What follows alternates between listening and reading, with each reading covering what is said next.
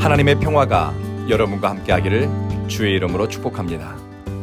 오늘 우리에게 주시는 하나님의 말씀은 마태복음 4장 17절 말씀입니다. 회개와 신앙이라는 제목으로 하나님의 말씀을 전하겠습니다. 본문 말씀을 읽어드리겠습니다. 이때부터 예수께서 비로소 전파하여 이르시되 회개하라 천국이 가까이 왔느니라 하시더라. 예수님의 복음은 회개하라는 선포로 시작됩니다. 하나님 나라는 회개하는 사람들, 심령이 변화된 사람들, 하나님과 새로운 관계 안으로 들어간 사람을 향해 열려 있습니다.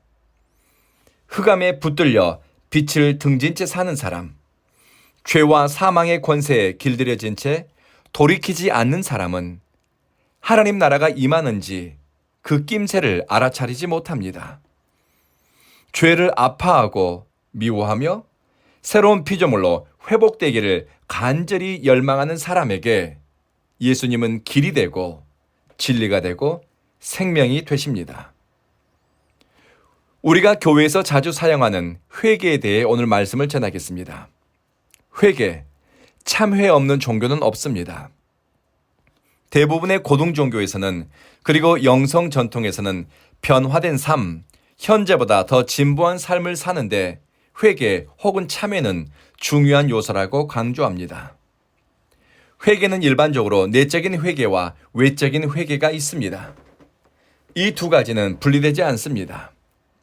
어떤 사건이나 문제에 대해 내면에 찔림이 있어 참회한다고 하면 그것은 외적인 행위 혹은 선택으로 이어져야 합니다.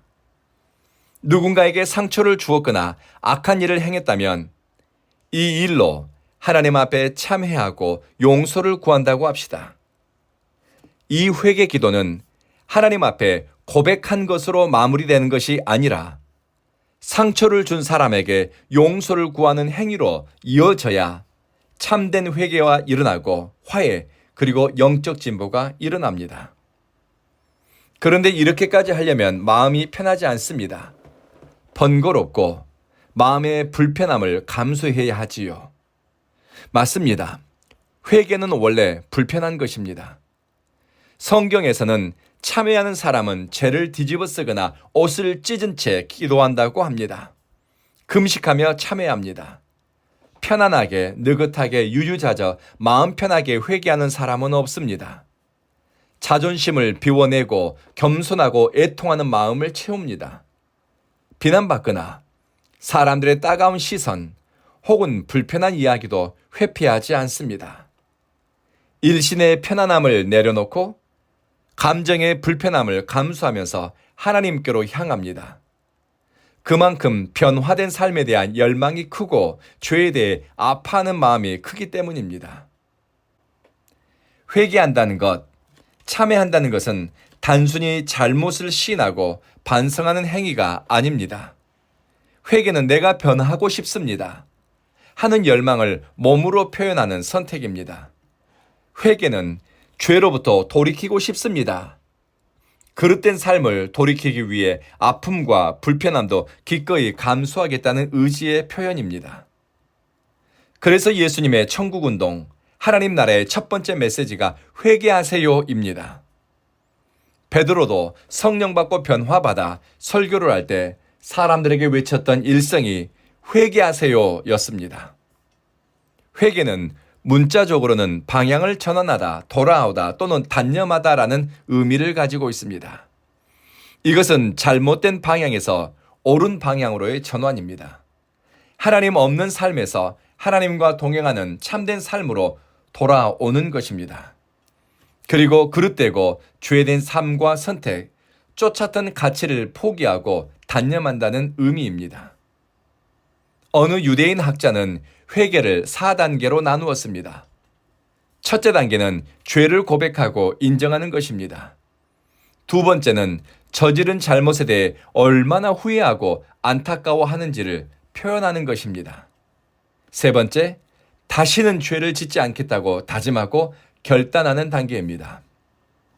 마지막은 하나님과 화해를 하는 것으로 하나님의 임재 안으로 들어가 사귐을 갖는 것입니다. 하나님은 아무나 사귐을 갖는 것이 아니라 죄사함을 받은 의로운 사람, 순결하고 거룩한 열정과 뜻을 가진 사람들, 그들에게 하나님 당신을 계시하고 드러내십니다.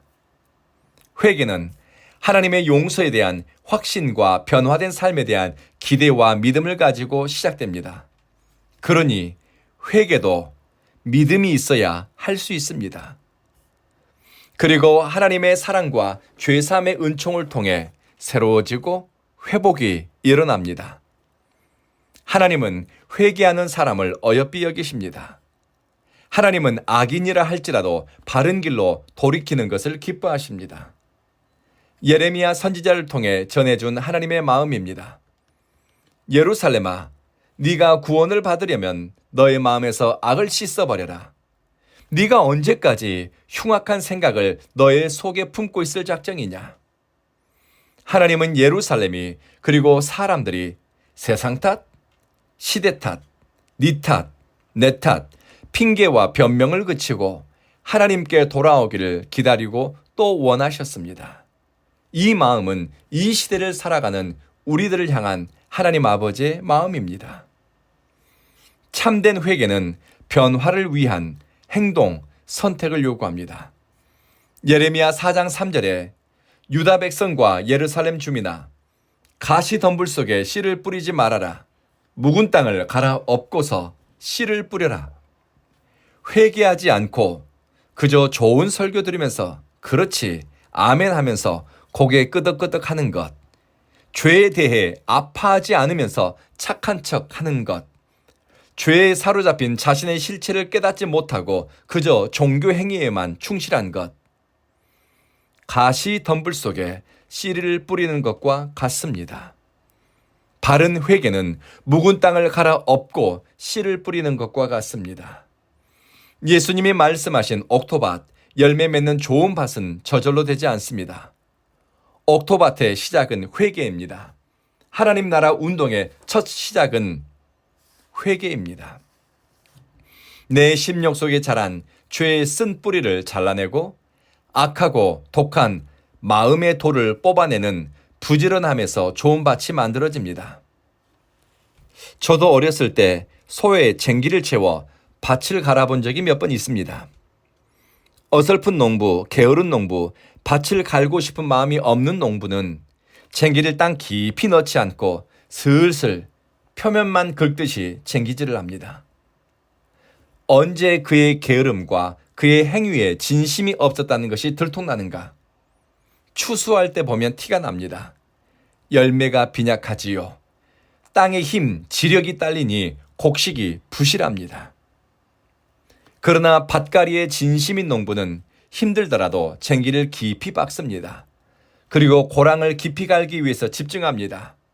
그래야 씨가 잘 자라고 잡초의 성장을 막습니다. 결실의 때 더 많은 것으로 주인에게 기쁨을 가져다 줍니다. 회개는 묵은 땅을 갈아엎고 좋은 씨를 뿌리는 것입니다. 로마서 2장에서 회개하지 않는 마음은 하나님의 심판날에 임할 진노를 쌓는 결과를 가져온다고 경고합니다.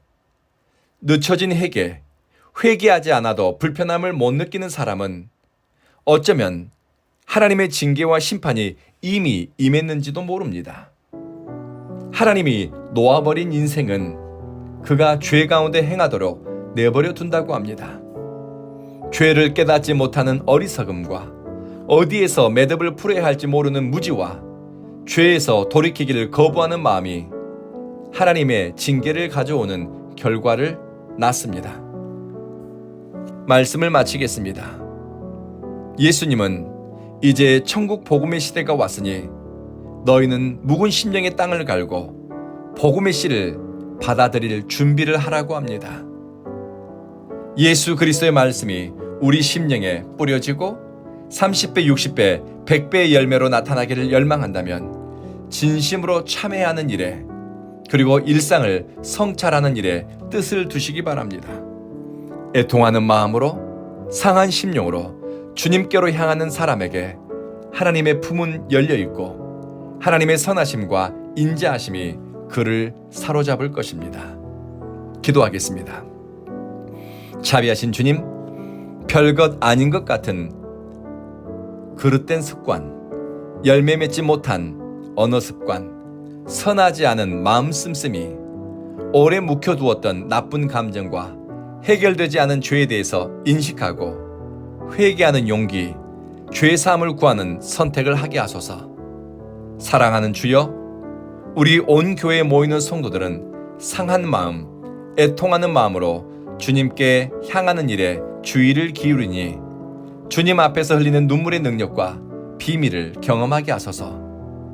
온 교회에 출입하는 예배자들은 마음이 겸손하고 부드럽게 하시며 자신을 성찰하는 일에 부지런하고 영적 진보와 열매 맺는 삶을 사는데 뜻을 두게 하소서. 주여, 우리 가운데 몸이 병든 사람, 마음이 상한 사람, 새로운 도전을 하며 지혜와 힘이 필요한 사람, 하나님의 인도하심이 절박한 순간에 있는 사람, 그들을 고치시고 싸매시고 회복시키소서. 선한 길로 그 걸음을 인도하시는 주님을 보게 하소서. 우리 온 교회 성도들로 하나님의 크고 위대하심을 노래하며 사는 기쁨을 알게 하소서. 예수님 이름으로 기도합니다. 아멘.